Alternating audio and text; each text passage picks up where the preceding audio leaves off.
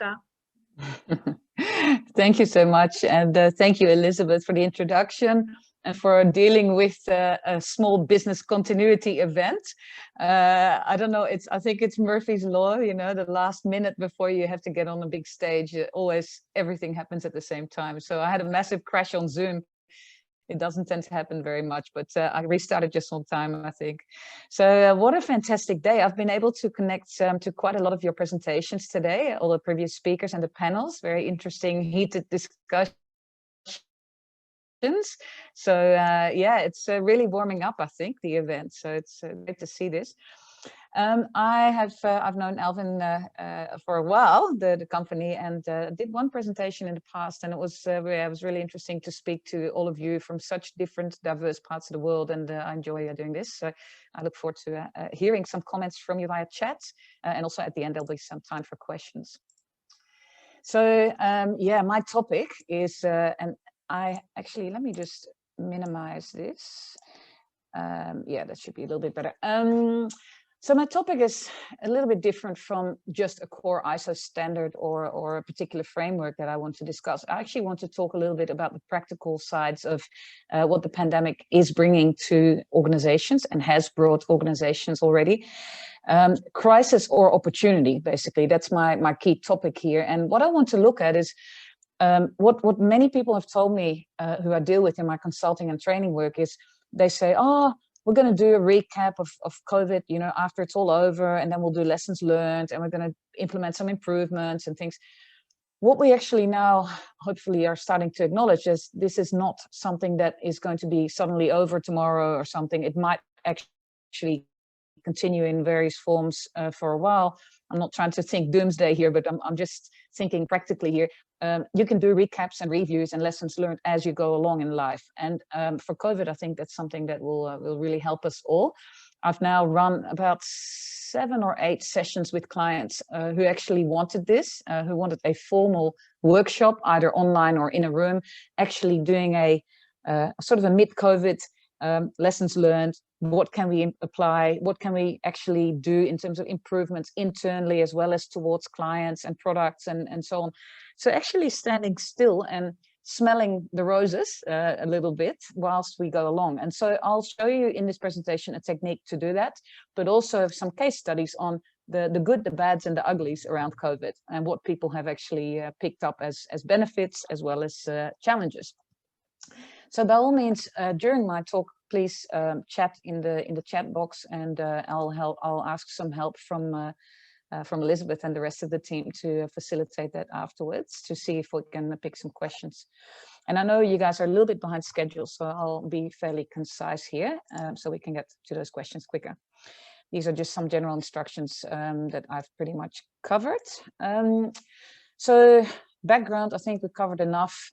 Maybe a couple of one interesting thing maybe to mention in addition is regulatory experience. So I've actually been part of the group of banks and financial institutions in Australia that actually dictated to the government what they thought in 2005 what was reasonable for the financial institutions to be audited on when it comes to business continuity.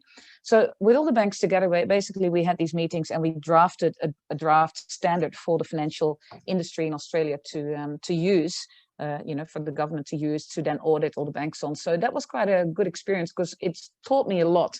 And it taught me especially about new topics are also new to the government, you know, and we can all learn, you know, from each other in this field, whether you're from government or a small business or a corporate or local council, you know, or federal government, you know, or international bodies. We can actually keep on learning when it comes to this topic of business continuity. And I think with COVID, we've all understood that it was not something that we all had pre-planned to that degree. So business continuity and COVID, let's have a look at months. Is not everyone had a pandemic plan, and even those had actually tested it. In fact, I can share with you, since SARS, you know, so 6-7 years ago, every single time that I suggested a pandemic exercise or a specific pandemic planning workshop or something, people would stare at me, especially across Europe, Australia, the modernized sort of world, they would look at me and go, honestly, you really think this sort of thing would ever happen? I got no support. And every single time I kept trying, and most of the time I got absolutely no support for doing something with the whole pandemic scenario. And then COVID happened, and I almost put on LinkedIn, I told you so, that kind of thing. That makes sense. It's in some ways frustrating, but it also has given business continuity, BCP, a big boost. A lot of organizations are now realizing that, yeah, we need something, to be prepared for the unexpected. Another couple of things that I'll highlight here is there's little consistency in responses and primarily ad hoc forms of recovery. I've seen people literally sending some staff home, sending them off to, the shop that sells laptops, going, oh, why don't you ring up the phone company and get a data dongle for home? But we were just, a lot of organizations, even the bigger ones, were running around a little bit like, how shall I say, headless chicken, when it comes to this. And the shelves were very quickly, in Australia for sure, I've also heard in Europe, the shelves were very quickly empty when it comes to new laptops and headsets and things. And I'm sure in Asia and also the parts of the world that some of you are dialing in from, Africa, etc., that was a similar sort of situation. I'm talking about people communication, not tools, not networks and stuff. I'm talking about people interactions. And they had to be, and they still have to be redone and retweaked and reinvented to a certain degree, and people are not all kitted out for this work from home. A lot of people enjoyed going to an office, having a chat to a new person near the coffee machine or something, or in the lift. All these things have now changed, and we now still have meetings like this one, but they all have a certain purpose, and the random catch-ups or the random running into someone and saying, hey, what do you do in this organization, or things like that, they don't tend to happen at the moment. And it's challenging for quite a lot of people. Apathy and also laziness. A lot of people took 3 to 4 months to actually kick into normal work mode again, or whatever abnormal workload their work mode is that they're going to adopt. And yeah, a lot of people didn't have the same energy, I found, during that whole COVID first 3 to 5 months, really, to pick up projects and to get on with things. People were working out how to, sort of work their daily habits and how to deal with their husband or wife who was in the same house, also doing webinars, and, the kids running around. And, you've seen, I'm sure, a lot of the video calls where the dogs are jumping around, behind someone, and there's a cat on the table. In fact, it might happen in this meeting. Do you know what I mean? Like it's all very different. So on the people, the human side, I think there were a lot of surprises, and we all had kind of tried to make plans for BCP for, lots of building and lots of IT and so on. But, this whole people impact and the panic to a certain degree, but also, that emotional impact of just not being able to catch up with people in person is it's quite big impact. Single points of failure. What I mean with that bullet there is we all started hearing about pandemic plans, and work from home techniques, and we're all now logging on and to Zoom and things, but we're hanging off quite thin threads at the moment, and we're hanging on those single points of failure. Like there's organizations that I know, if Zoom or Teams or Outlook were to go down at some point unexpectedly, they really have no plan. Like they don't know how to continue that on, and it's a lot of people have all their eggs in one basket at the moment with that one way to work. Everyone needs at least network connectivity. Everyone needs, that the Zoom or the Microsoft Teams type connection. And if any of those things fail, there is really no backup plan anymore, because in the past it was, well, we just get together, we just walk over to someone, or we send them a fax. All those things are now kind of outdated or not available because they have certain safety issues. And yeah, it's a little bit risky, actually. Renewed focus on what staff actually love to be, what they love to do, and what they love to have. Now, that's a little bit of an opportunity, I think, for many people, for many organizations, to connect better with, hey, this whole new way of thinking, this whole great reset, or whatever we call it, it's actually an opportunity to really resurvey our staff. How are you dealing with this? How are you feeling? What is actually important in your life? Where do you see yourself going? with or without COVID, you know, or the lockdowns. So like, where do you see your career going? What has this taught you so far over the last 12 months?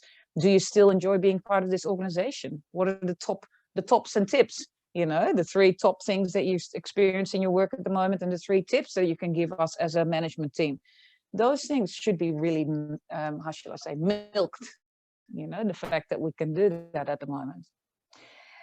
And yeah, there's financial damages to business, but also upsides. I mean, the cost of travel has gone down. You know, there's a few other aspects, you know, where we say, hey, we're more efficient. We don't have to travel so much to and from work, but also there's no global conferences where people have to spend time and money on. So there's benefits, you know, and real estate is now seen as a major opportunity to have less office space and everything. I don't know how that will go, because people also need more space between each other when they're sitting in offices. But, you know, there are certain pros and cons already.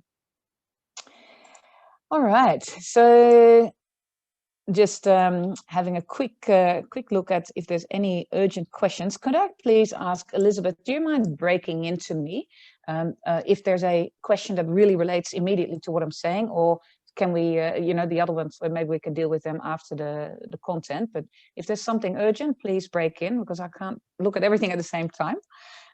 Maybe when I was 20, I could do that.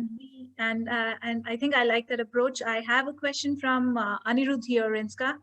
He's asked, how do we measure risk threshold during pandemic or unavoidable circumstances when entire ways of working is altered? Yeah, we call that resilience management. You know, there's a couple of concepts that are flying around when you do business continuity or risk management, and the word resilience has become a little bit more popular in the last sort of 5 or so years, I find. And it's all about we don't know what's around the corner. We need to be prepared for even completely unexpected threats. Let me give an example. Ransomware. Who had that in their risk matrix, in their risk management system before the first time it happened? You know, a lot of people didn't know that was even a threat, you know, that you suddenly have your data blocked and you need to pay $100 to get it, or 10,000 for that matter. But, you know, so that whole resilience model of not necessarily thinking about what have I seen before, let me put that in a risk matrix, but also what could be around the corner that I don't even have a concept of. You know, and so all the uncertainty type thinking. And that's why I love working with security people, because they already have that mindset of, what is there that I don't know yet? Whereas a lot of business continuity people would traditionally look at, the risk of flooding. Let me look at the flood reports over the last 50 years in this area, or, you know, and risk managers do the same. They look at the controls that are proven to help reduce a certain risk. But when it comes to the security risk, that's where you have to be a lot more creative and a lot more thinking, what is there that, you know, that might happen and that we don't even know, we can't even visualize yet. So that's why I really love working with creative teams, including security people, whether they're from physical or from cybersecurity background, to actually think a lot more creatively about the crazy black swan type scenarios, you know, the very low likelihood, very high impact, or even completely crazy brainwaves that people have in brainstorm sessions where you go, wow, yeah, in theory that could happen. You know, I'd never thought about that. So that's probably the answer there. It's a difficult challenge because it requires a different culture in an organization to be able to vocalize those crazy thoughts and not be seen as, no, that will never happen here, you know, and push it down, but actually open up and say, right, we're going to take that one as an example. Let's do something with this. Let's all explore what would be the knock-on effects of that one, and what would be the potential probability, or what are the stimulating factors for that particular risk, you know. So yeah, it's about acknowledging people can say things that are not perfect, you know, and that actually they to vocalize what they see. And in risk management, we know how important it is that everyone in an organization looks around them, because risk, in Dutch, you say, I'm originally Dutch, you say risk lives in a small corner. And that means it sometimes, you know, can be coming from an area where nobody realizes it, except for the people who work in that area and actually deal with this, you know. And you want everyone in the organization to verbalize those things, and not be nervous about saying something that might be seen as crazy or stupid, but actually, hey, yeah, that's a valid comment, you know. And that is what's required. There is a change of culture. And I work a lot with boards and executives to do that culture change, and to actually let them first, from the top down, quantify and agree on all those crazy things that might happen, and actually give some tolerances and some risk appetite around these things, which is scary for them. There's not many board members who say, yeah, that's all right, we take some risk here, and yeah, let people make some mistakes there, and let's have some, when it comes to physical and moral, let's have some injuries this year. And but if they say zero tolerance, it's not realistic, because there are certain risks eventuating every year, every day of the week, maybe. So it's for them at their level to take that chance, to say something silly as well, and to maybe be seen as doomsday thinkers, or coming up with crazy scenarios, and have that philosophy perpetuated all through the organization. So yeah, I guess it's a long answer, but it's touching on a lot of concepts that I was going to mention in this presentation, if that makes sense. Does that help a little bit? And absolutely enriching. And it takes me to think about organizations, whether they have lead measures or lag measures, and what kind of an approach. I mean, your whole answer revolved around certain organizations which would go in for a lag measure, wherein the creative ones would go in for a lead measure. And it's your session. I move ahead to the next question. There is Ritesh has a question. And Anirudh also has answered. That's exactly what I wanted to hear. Thanks a lot, Rinske. Great insight. So yes, it is a great insight. I moved it requires a bit of courage, to look at things differently, and to challenge boards, as well as all the people in organizations, to come up with left field kind of thinking. It's not easy. It requires a certain team, or a bunch of people who start sort of feeling that comfort level and then carry it forward. And yeah, is that sort of sufficient for now? Shall I move on a little bit more? Yes, and then I'll take the next question, I guess. Right. Okay, I'll move on a few, especially to some of the case studies, because they're interesting here. For example, distillers turning whiskey and gin into hand sanitizers. That's a great opportunity, but it required some creative thinking and some acknowledgement, from maybe senior people in the organization who did that, to say, all right, we'll take that risk, we'll go that way, and we'll go with you. Maybe an innovative person in the organization had the courage to raise their hand to come up with this, because it's not straightforward type ideas. These are new ideas. And clothing companies making gowns and gloves. We still need gloves. They have to come from somewhere. And you can see here some other ideas, cost reduction and outsourcing benefits during the COVID-19 pandemic. Actually seeing how can you reduce cost of travel, we talked about, but also outsourcing benefits by not being able to travel, and by not being able to import certain products, from or parts, or in a manufacturing process. I've also heard organizations to come up with completely different outsourcing models down the road, instead of from Asia, for example, or from America, where they usually would get their raw products. Same with the sales process. They were also saying, oh, well, actually, we can't send our products overseas at the moment. During the beginning of COVID, for 6 months or something, that was a major challenge, and still it is, for many countries. So they came up with different markets to actually, to sell their products. So you got to be very creative, and you can actually thereby actually achieve cost reductions too. So a couple of other ideas here: managing your mental health while working from home. Now, this is more of on the challenge side, like, is that a crisis or an opportunity? I mean, yes, it is an opportunity if you have a whole preparedness for this, but I see it as an actual pretty big challenge for organizations to give their staff the comfort level, the care that on a video call that they normally would do literally by just knocking on the boss's window and saying, hey, can I have a chat? Or, hey, I see the boss, or my manager or a team leader or a colleague, at the cafe downstairs, and I'll just share some of my feelings. And yeah, we need a different structure for this, because over video calls, it's not quite the same. And hugging, for that matter, like, there's a lot of colleagues I know who normally would give each other a hug if they feel pretty stressed about something, or, they sit with them for a moment, they give them a cup of tea, or these things are now kind of different, So in that sense, COVID has certainly been a bit of a challenge. You can see, of course, Netflix. Well, that's an opportunity for Netflix. I think, what did I read the other day? 16 million people created accounts in the first 3 months of the year. So that's actually way more. That's last year's figures, and that was way more than normal. So for them, it was a major opportunity. And these case studies just show how much you can do as an organization to grab this thing as an opportunity or to see it as a threat and as a problem. You know, there's everything in life has two sides. That's what I believe. And unless you actively look for the opportunity in something, you're gonna stay focused on that big challenge. So how can I explain that further? I mean, the question, if something happens, you know, you might have a major client who leaves and who suddenly doesn't re-sign a contract. Not many people would straight away ask, what's the benefit in that? You know, most people will go, oh, how are we going to find different clients and we're going to lose business, we're going to lose profit, blah, blah, blah. But what is the benefit in actually losing that client? Wow, maybe we get better clients in return. Maybe we get more activity in the business to seek out, you know, a variety of different markets or different products. You know, you can actually really, you can really find those benefits, but you have to look for them as soon as possible, not wait for 2 years, you know, actually ask straight away that question. And with COVID, it's the same thing. What is the benefit in this? You know, and it is a benefit for certain individuals, but also for a lot of businesses. Now, this picture I really love. We used to think, if the big bear comes, you know, and starts chasing all of us, all 168 of us, I think it is at the moment in this webinar, if a bear came and started chasing us, how fast do we all have to be? How fast do you have to be, Elizabeth?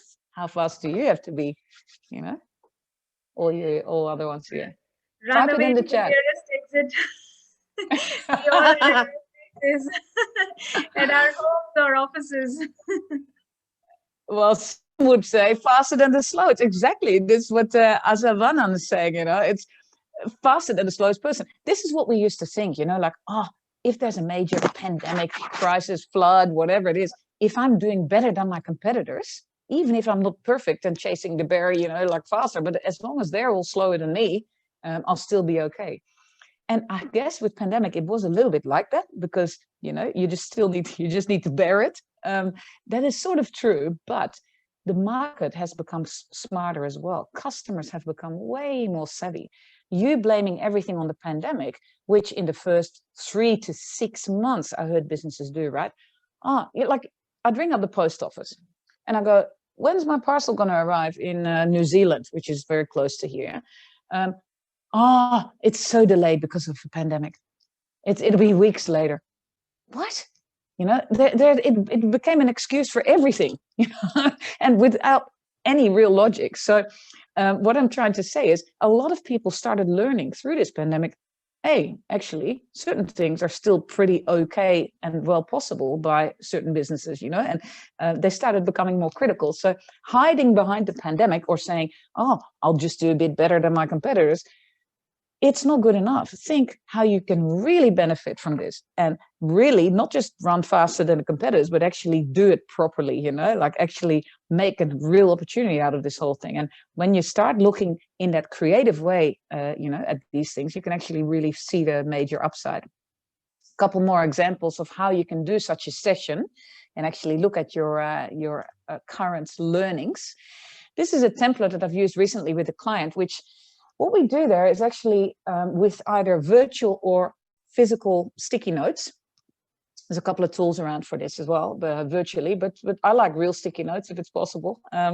So what we do in that session is actually looking at, okay, what have we learned through COVID in terms of our internal processes, so staff and internal process related, and then what have we learned in terms of during incidents, like emergency response learnings, crisis management learnings, business continuity related learnings, recovery related stuff, you know, what have we learned there? And then the second column is, how can we apply some of that stuff to our business as usual? How has this whole COVID thing helped us in our business as usual? For example, having staff equipped to work from home actually helps with any other sort of vacation type scenarios or people being sort of sick but not really sick. Hey, they can still work from home. They now have logins and things. You know, it has certain benefits. So internal, that's the first sheet here. And you, of course, are going to see the external one on the next slide, which is the same sort of structure. So during an incident and business as usual, what are my external benefits or opportunities? For example, you know, if I want to find new products, new clients, you know, new opportunities in the market, what sort of learnings did I have during incident and also business as usual? And in terms of those learnings, we want them as the positives and also the challenges or the improvement ideas. And we structure that then further. And the reason why we have so many boxes and so many bullet points here is if you ask lots of different questions in different ways, you get a lot of information from staff in an organization. If I just said, what's the benefit of COVID, or what's the challenge of COVID, I'll get one answer. But if I ask it in this way, this is the previous slide and this slide, which I'll be sharing, afterwards as well in PDF form with the groups. These kind of templates will encourage a lot more creative thinking. So if you further break it down into saying, hey, what are the positives and the negatives when it comes to people-related sort of aspects? What about processes and planning, like documents and things? And what about technology and tools? What have we learned there as positives and as improvement ideas? And which ones relate to how we deal with clients? For example, what interactive video tools do we use with clients? How can we optimize that? That'll go in that, in that pink section in the improvement ideas.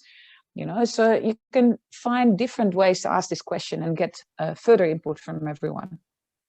I will have to and here we've got Rinske, yeah? I'll have to request out here that we'll have to wrap up soon to give space to other speakers. Thank you. Yeah, thank you. I'll do my best. I'll flick through some of these further case studies. There's not that many more, but you can see here knitting became popular. I mean, who would have thought that, what your grandmother used to do? Suddenly with COVID, there was an opportunity. There's a lot of knitting businesses and online sort of businesses that's encouraged knitting, I love these things.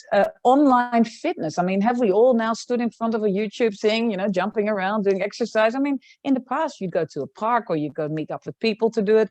Now you do it online. I mean, these are opportunities too, Fourfold increase in output of ventilators by Philips, one of the companies originally in Holland. And yeah, some businesses really made more business during COVID, as you can see.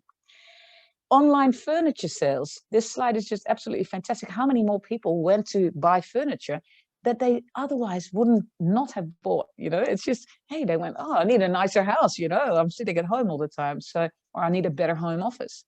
And you can see here some of those huge statistics. We're talking percentages of, between 37 and 72 or 89%.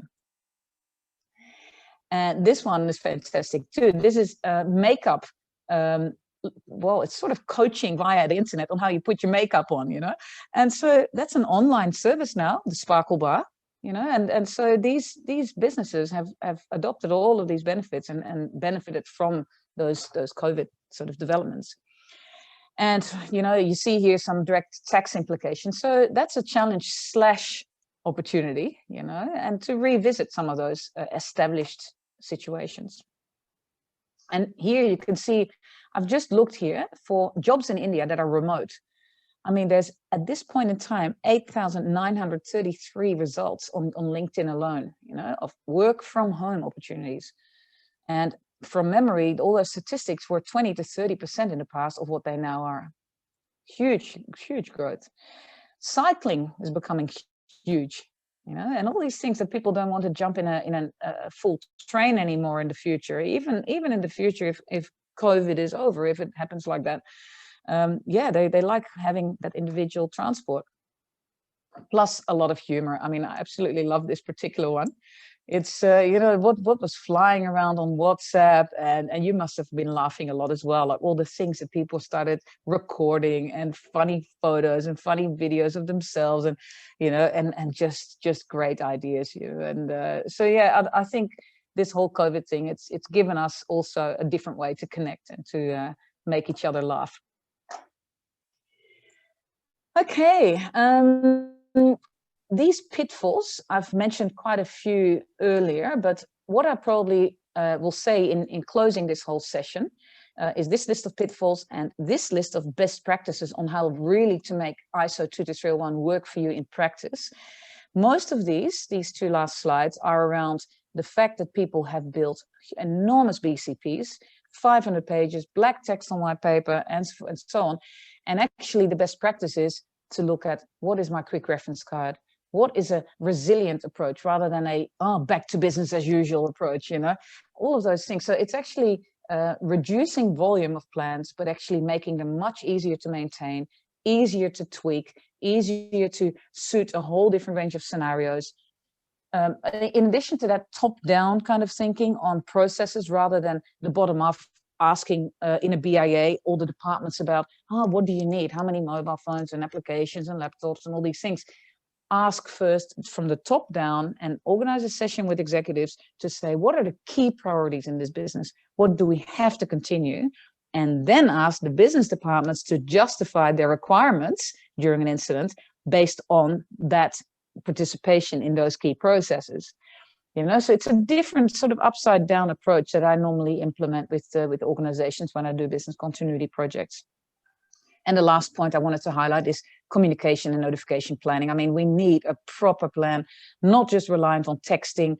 Every single BCP relies heavily on SMSing and WhatsApping, and that we need alternate ways, and we need ways where there's two-way confirmation of staff to click one button and to say, yes, I'm safe, or no, I need help, and not just in their mobile phone, but also in, for example, their personal email address, or things in parallel, in various forms. And there's fantastic tools for that these days, but and they don't cost a lot anymore, but you have to do them beforehand. You have to prepare these things beforehand, before the incident strikes. So I'll leave this with you. The last picture there, you see the Fantastic Four. I mean, the biggest pitfall I see some organizations having is there's one person who knows how to turn on the generator, or there's one person who knows how to activate the BCP, or there's one person who really understands, what the network issues are in IT. Yeah, single points of failure are no good. And this approach that I'm advocating is having backups for people and forming an agile team of business continuity facilitators from different parts of the business that do this maybe just 5% of their time, and actually make that a really hands-on team approach. So that was a little bit of a snapshot of how I approach my work. I do a lot of work all around the world normally, and now virtually. Hopefully, as soon as possible, I'll be back in your region, hopefully in India soon. And this is my last slide. My LinkedIn profile is there, so please connect with me and have a look at my articles and so on, and hope you enjoyed it. Over to Elizabeth. Thank you. Thank you so much, Rinske. Quick last question from Ritesh Desai. And Ritesh wants to ask, which are the relevant ISOs for secured logistics industry? Look, secure logistics industry, what I've worked with personally, and there may be, because there's 19,000 ISO standards, I think, or more. So I don't know all of them, but what I have worked with is a specific one that deals with information flows in supply chains. And that one is called ISO 28000. Some of you may have worked with that one as well. So it's information security in the supply chain. And that's one that I've got hands-on experience with. Other ones, I'm not sure. There may be others in this forum that actually have dealt with other standards in that regard. Don't know if someone wants to share, or I'll give that tip to that person. I will just move to the next question from Anirudh and close up the session. Can we have, his question is, can we have any AI systems as backup to monitor every system or application if business systems or process fails? Does that reduce risk? Well, to a certain degree, I've seen AI/drone/other sort of robotics being used especially for manufacturing environments or utility environments where it's actually dangerous for a human to monitor certain risks. Yeah, for example, for chemical spills and things like that, where it can be used. Artificial intelligence, I mean, how much we can benefit from it in the future. Sorry? I didn't say anything. Oh, I just heard something, that's all. I mean, it can certainly work for certain environments, I think, but we still have a lot to learn about AI. I mean, it's fairly new for most industries to adopt this. Manufacturing is probably quite advanced in there. But, if you're looking at AI in the, I don't know, banking sector or government sectors, I haven't seen it used a lot yet. And I think there's certainly a massive opportunity there. Great. Okay, the good, the bad, and the ugly, all to view in from